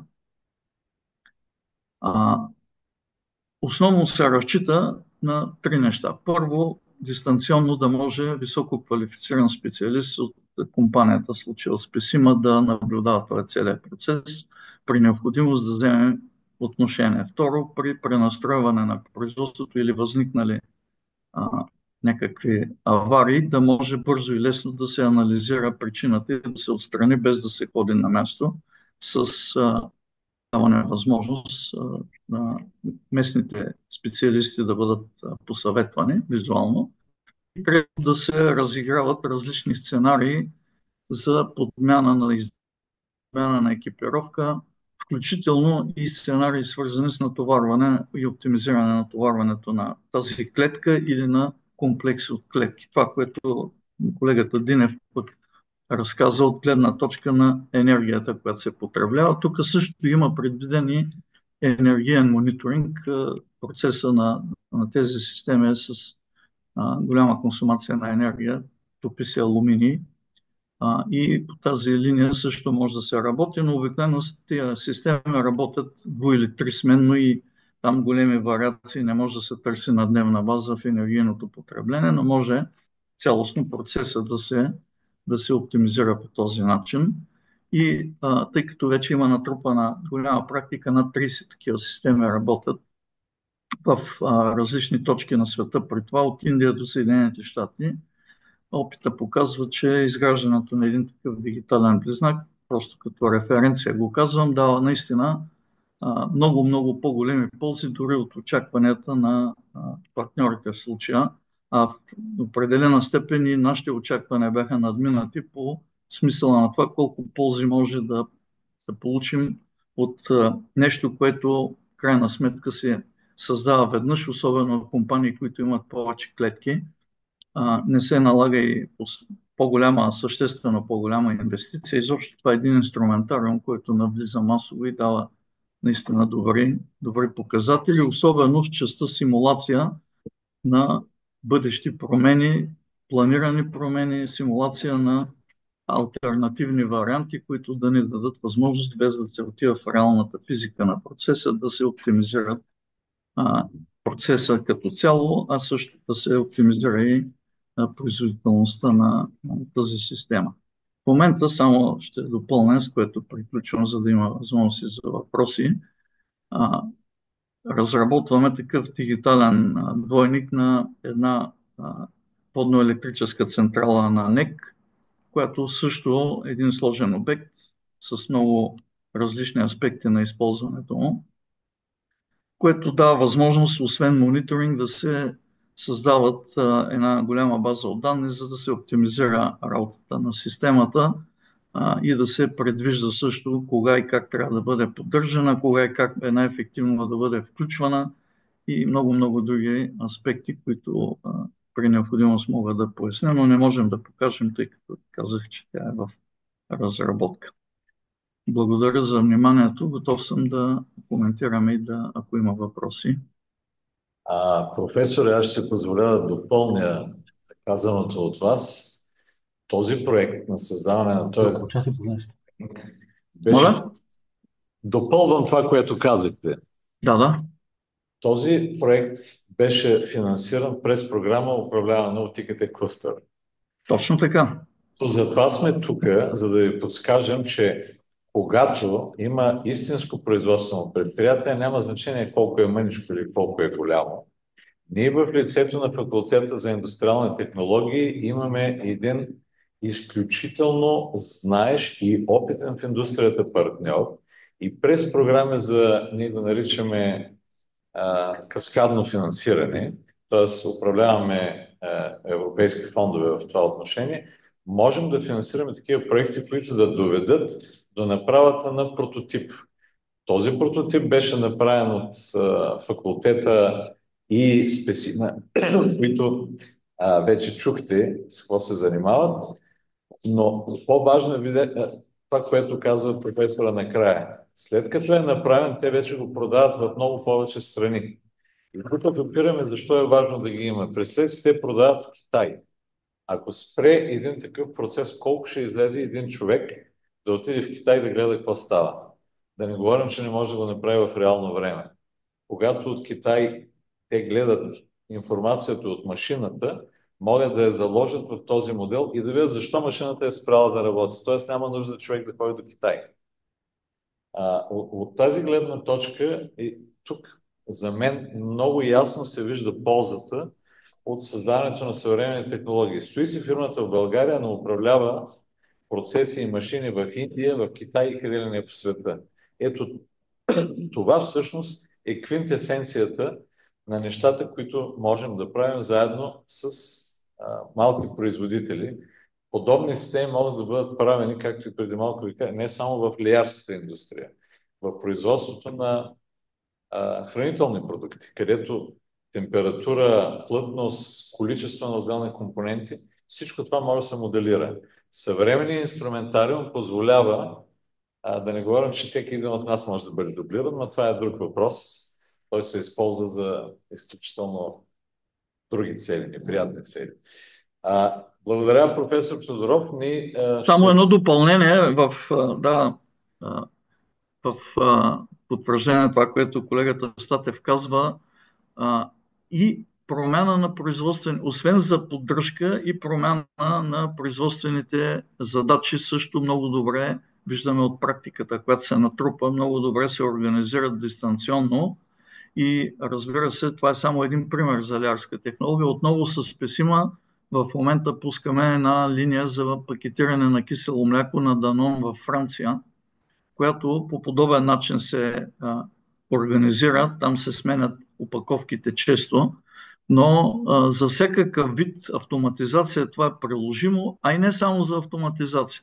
За най-различни системи, включително процеси, може да се работи в тази посока и добавям, че и най-малката компания, която работи по подобна технология, може да бъде навсякъде по света, без да има големите разходи на това да се поддържа с местни хора или пък да се пътува. Това, което се каза. И много други предимства има. Всичко това отваря нови врати за компаниите в България, не само на нашия пазар да оперират, но и извън България, а и на нашия пазар да е много по-ефективно това, което се прави. Смятам, че това е една наистина врата към нови възможности за малки и средния бизнес. А и за големия, разбира се. Здравейте, казвам се Стоян Николов. Част съм от клъстър за информационни и комуникационни технологии в град Бургас.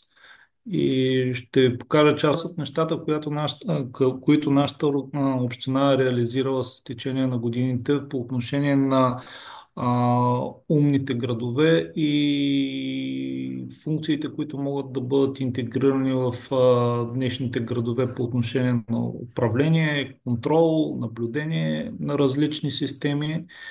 Ще се шерна екрана. Само секунда, като директно ще ви покажа една от, мисля, че трябва да го виждате вече, една от нашите платформи, които общината ползва. Тази платформа се нарича Smart Бургас, като тя обединява повече от 20 отделни платформи в различните аспекти на градовете. Нали, ще започна с някои от тях, като ще ви покажа цялата информация, която има поне в момента в платформата. Първо, както виждате, на екрана се появяват различни прозорчета, като всеки един от прозорците представлява различна система и съответно кликането с нея ви прехвърля на отделния сайт, като в Smart Burgas е изкарана само основната информация, която предоставя съответната система. Тук може да наблюдавате качеството на въздуха, което е от различните мобилни и стационарни станции, които се намират в града. Тази информация, която я наблюдавате е в реално време. Т.е. това не е информация, която е от вчера и днеска. Това са реал-тайм данни, които се събират в отделната система и ние сме интегрирали в тази смарт платформа за града, като прехвърлянето към тях могат да ви даде допълнително информация от това какво има в самата система в момента. Както виждате, тук наблюдаваме въглероден диоксид, наблюдаваме прахови частици в размери PM10 и PM2,5, като те ни дават общото състояние на въздуха по районите. Също може да видите къде се набират и станциите в момента. Тези, които са в крайните квартали, са мобилни станции, които представляват микробус с цялото оборудване нужно за наблюдение на въздуха в реална среда. Само секунда. Тук да върна отново. Така. Наблюдение. Град Бургас има изградена система за наблюдение на водата, на водите в региона, като ние наблюдаваме съответно реки, язовири и съответно Черно море. Това дава информация за случаи, ако бъде регистрирано наводнение, повишаване на нивата на реките, намаление на нивата на язовирите. Тази информация има в доста по-подробна карта, както виждате, където може да видите различните станции, къде са разположени, какво е нивото, какъв е средното ниво на вода в отделните позиции. Както виждате, в момента, за съжаление, предполагам, както е в по-голямата част в България, някои от нивата са доста под нормалното. Така че в липсата на валежи се оказва доста лоша предпоставка за някои региони. Тази система също дава информация за ранно алармиране при регистриране на наводнение и преливане на реки, която съответно е свързана с централната система за алармиране на град Бургас и може да изпрати предварителни съобщения в регионите, където съответно има регистрирана възможност за наводнение.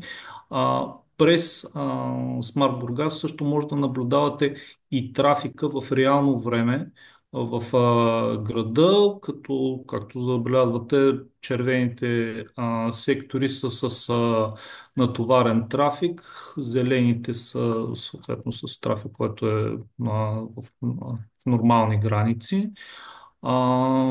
Това по принцип цялата информация, която дава една такава платформа, съответно позволява на гражданите и гостите на града да имат много голяма информация на това какво могат да правят, как могат да се организират пътуванията, как могат да си планират а, по- посещения на различните обекти и съответно препратките за всяка една от системите от платформата са удобни, особено както виждате имаме изградена в града а, велосипедни стоянки с възможност за мобилна заетост. Тоест, ако решите да наемете велосипед под найем, директно от платформата ще може да видите съответно къде се намират стоянките,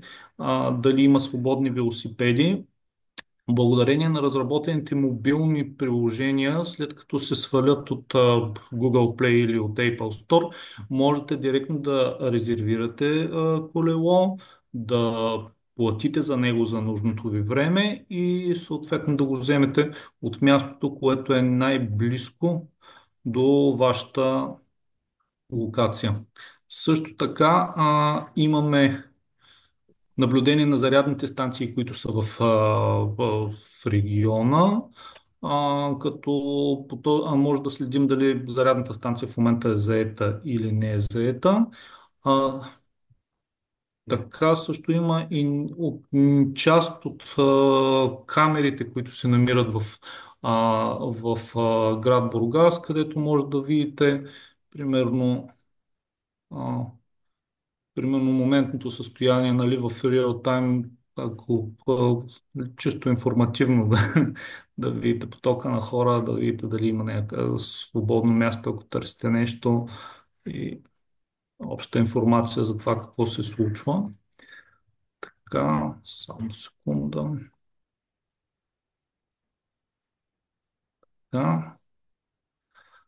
А, в платформата също така има интегрирана информация и за системата за управление на отпадъците в града, като нали, тя дава обща информация от контейнерите, какъв тип отпадък се получават.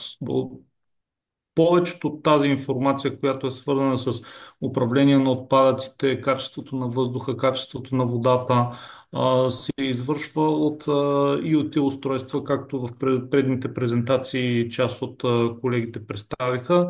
Тези IoT устройства могат да бъдат могат да се комуникират както по безжичен път на база протоколи за безжична комуникация, като LoRaWAN, Wi-Fi, ако има естествено наблизо. Също така и благодарение на оптичната мрежа, която община Бургас е изградила с течение на годините и която обхваща общо взето по-голямата част от града. Тази оптична мрежа е изцяло предназначена за нуждите на общината и тя покрива на 100% видеонаблюдението, което е изградено в града, както и голяма част от автоматизираните системи, които са за наблюдение. Тук може да видите също информация от синята зона в града, къде съответно има свободни места в паркингите, какво в процент е заета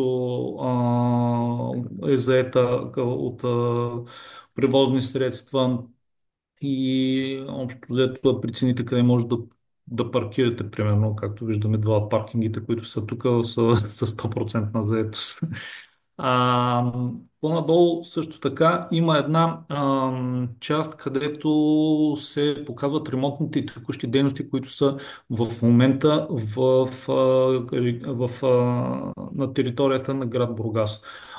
Тези съобщения съответно се въвеждат от нали, операторите в общината и те дават информация а, за текущите дейности, които се извършват по различните квартали, улици и така нататък. Както виждате, в момента са доста, всяка една от точките тук по-надолу означава отделно съобщение. За съжаление, зимата е период, в който града нали, текат доста от тези дейности, така че се вижда от платформата. Платформата също така разполага и с система за сигнали. Тоест, през нея може да подадете сигнал до общината за проблем примерно, счупена пейка, дупки по пътищата, нещо, което ви притеснява, като съответно от общината използват тази информация и се стараят да завършат това, което получават като сигнали в някакви бързи рамки. През нея може да видите също така и линкове за основните електронни плащания, които може да извършвате в общината, като нали, дава възможност за плащане както към музеи, така към сини зони, към възможност за почасово паркиране в отделните паркинги, също така заплащане на глобите и фишовете, които са регистрирани в града и основна информация, нали, какво може да платите през услугите, които общината предлага като е-плащания. Нали, другите линкове, които ги виждате, имаме за туристи от Бургас, където съответно има събитията, градския транспорт, виртуален Бургас, който ще ви покажа след малко, която е виртуална карта на част от обектите в града, които може да разгледате. Имате информация за спортни събития, за индустриалните зони. Значи в региона на град Бургас през в момента разполагаме с три индустриални зони, които са промишлена зона Север, промишлена зона за Юг и индустриалната зона в Българово. Информация за тях, за ето свободни места също може да разгледате през платформата. И тук долу може да видите различните препратки към отделните платформи за велосипеди, за паркиране в рамките на града, за електростанции, за Mбус, който това е платформата за градския транспорт, който също ще ви покажа набързо. И и всичките от тези платформи, които ги виждате, освен приложенията, които виждате, са и интегрирани в самата платформа. Набързо ще ви покажа платформата за VR към Бургас, която дава възможност да наблюдавате града и дава възможност да видите част от обектите, за които има изградени виртуални разходки. Това е дома на нефтохимика, като, както виждате, имате 360 градусови видеа за всичките. В платформите е интегрирано и възможност за закупуване, примерно, на билети за отделни събития, концерти, които, примерно, имат в съответната сграда. Нали, виртуалните разходки, общо взето, са стандартни, като дават възможност да разгледате за всеки един от обектите какво е направено и без да има нужда да го посещавате живо. Или поне по този начин да изберете какво точно да посетите съответно в града. Ако разполагате естествено с мобилен телефон и с очила, това нещо може да го гледате през тях и през приложението. Дава доста интерактивна картина на това какво е изградено в града и добра информация. Ще ви покажа също така и едно приложение, което е Solar Cities. Solar Cities е карта на Бургас с покривните пространства върху всяка една от сградите, било тя обществена сграда, било тя жилищен блок или някакъв тип сграда в града, която има възможност за разполагането върху нея на соларни панели.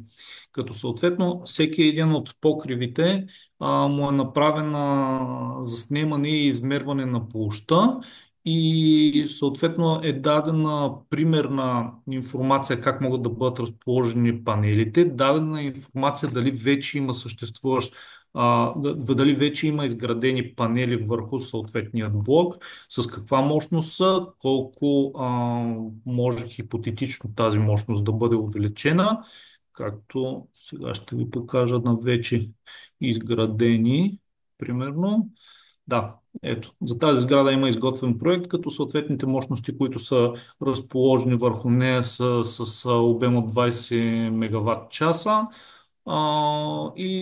Както виждате, тук е дадено разположението на соларните панели, които са върху този жилищен блок. Това заснемане е извършено на цялата карта на база дрон, като съответно след това са измерени площта на всеки един от покривите и е вкаран в платформата, за да може да се изчисли да може да се изчисли и направи разположението на панелите и максималните мощности, които могат да бъдат разположени върху съответния покрив на сграда. Ще ви покажа и още едно приложение.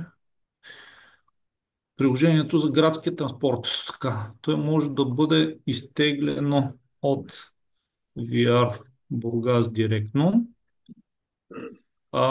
извинете, от Smart Бургас директно, но също така може да,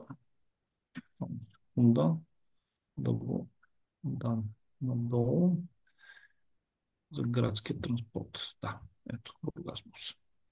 Директно линк от там. След като инсталирате това приложение, в приложението може да наблюдавате карта на всичките линии, които са в градския транспорт. Може да закупите билет, съответно дневен, седмичен или месечен за градския транспорт. А също така дава и реална информация по отношение на движението на автобусите. Т.е. може да наблюдавате кога автобуса ще дойде на съответната спирка, за да може да планирате по-добре вашето пътуване. Това е една малка част от това какво имаме изградено в град Бургас като умни системи в града. И сега ще ви покажа набързо само чисто информативно един проект, в който участваме с община Бургас Meta Cities, който е а, подобен на това, което презентираха колегите по-рано за виртуални близнаци. Разликата е, че ние правим виртуален близнак на града, като съответно в него интегрираме информация за всяка една от отделните сгради и се опитваме съответно благодарение на тези платформи се опитваме да можем, освен да наблюдаваме и контролираме определени процеси, също така и да симулираме определени процеси в град Бургас. Примерно, ако имате виртуалните близнаци на града, биха дали добра представа за това как, примерно, биха протекли дадени събития в случай, примерно, на евакуация, на наводнение, на бури и така нататък. Просто показвам чисто информативно как би изглеждала една такава система, понеже все още тези платформи не са реализирани. Надявам се, благодарение на такива проекти, в които участвам, както казах, като MetaCities, да успеем да реализираме някаква такава карта на град Бургас със съответно всичките, или да не са всичките, основната част от сградите, поне в центъра, за да можем все пак да симулираме определени събития. Но това примерно е един комплекс в град Бургас от 5 жилищни сгради и една офисна сграда, което дава информация горе-долу как би изглеждала една такава платформа. Естествено, това е по-скоро система за сградна автоматизация, която дава информация за всичките функции в сградата, било то осветление, нали, водомери, електромери, дизел-генератори, асансьори и така нататък, но това като информация също би присъствало в платформата за дигиталния близнак на града, понеже тази информация, която получаваме като реални данни от тези сгради, ще ни дават възможност да можем да изготвяме модели за симулиране на определени събития. Пилотният ни проект, който ще бъде в град Бургас, ще бъде за една сграда, която е за детска градина и която в момента е в строеж и детската болница, която също е в строеж в момента в град Бургас. Надявам се до година в средата да бъдат реализирани като проекти, както физически, така и тяхните дигитални близнаци в платформата, която се опитваме да реализираме в града. Надявам се, че бях сравнително кратък и изчерпателен за това, което можах да ви покажа в този период. Ако имате информация, ще се радвам да ви разкажа за нещата, които сме реализирали в града и това, което може да бъде добавено и да бъде помощ към вас. Стояне, кажи за колко време изградихте базовите функции на Смарт Бургас? Не пълния Смарт, Смарт Бургас общо взето го реализирахме в рамките на една година, като тя е платформа, която съответно може да бъде разширявана с всяка една нова система, която бъде добавена в града. И, нали, идеята е да синтезира информацията от всички системи, която е в града. Нали, включаем и в момента мисля, че правим опит да интегрираме част от градското осветление, което е реализирано в града по проекти, тъй като то също обединява в себе си няколко различни системи, в зависимост от зоните, където е реализирано, понеже е правено по различни проекти.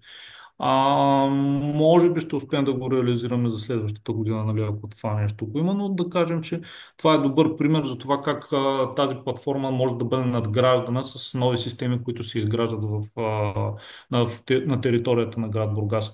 А, Както казах, когато започнахме да изграждаме Смарт Бургас, вече част от тези системи съществуваха, но те не бяха синтезирани и те бяха по-скоро за вътрешно ползване на общината, като много малка част от тях ги бяха изкарали на външни сайтове, съответно да могат да бъдат използвани от жителите на града или там гостите, които са на територията на града. А, Както казах, основната част е може би за около година, година и половина. Не се лоша.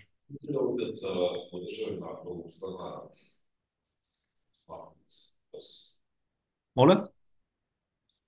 по-силно малко. Колко души работят, за да поддържат актуално тази система?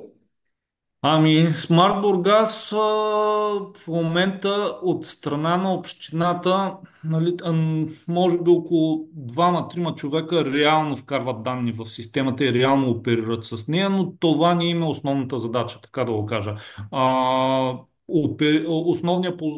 Основният администратор на системата е информационни системи в град Бургас. Това е общинско предприятие, но както казах, от служителите там, може би двама-трима човека оперират с платформата и това не има основна задача.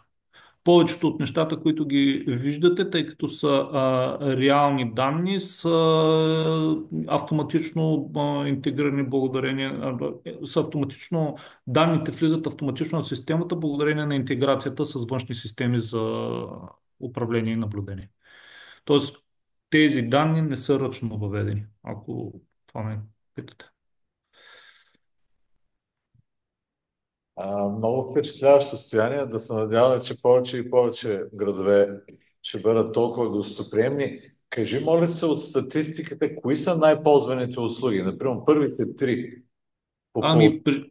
При всички положения градският транспорт е на първо място, понеже той се използва от много, нали, както от жителите, така и от гостите.